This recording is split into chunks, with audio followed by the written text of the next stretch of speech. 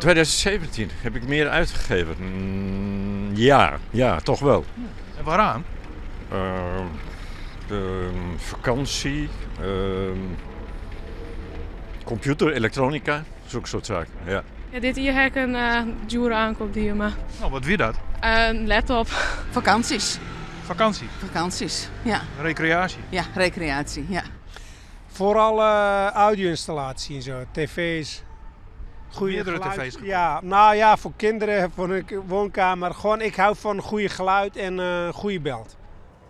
Dit beeld komt doorheen met de gegevens van het CBS. Huishoudings jouwen meer uit on kleding, meubels en elektrische apparaten. Maar ook on horeca, recreatie en cultuur.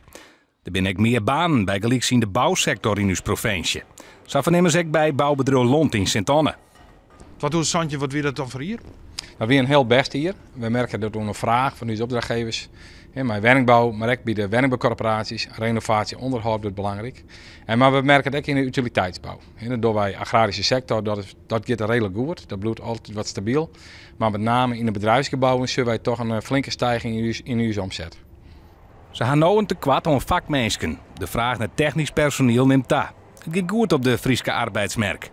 Met name in de uitzendbranche zie je een banengroei.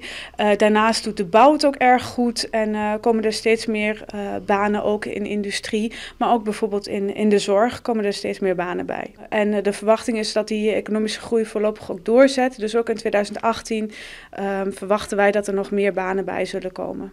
Er is wel een consument die vertrouwen had in de economie. Ja, ik denk het wel. Oh, is die eerst geen uurtje even, dan houden ze het op een spaarrekening. Ja, dan wel, ja. Dus het gaat wel goed bij Ja. financieel. Ja, ja wel, ja.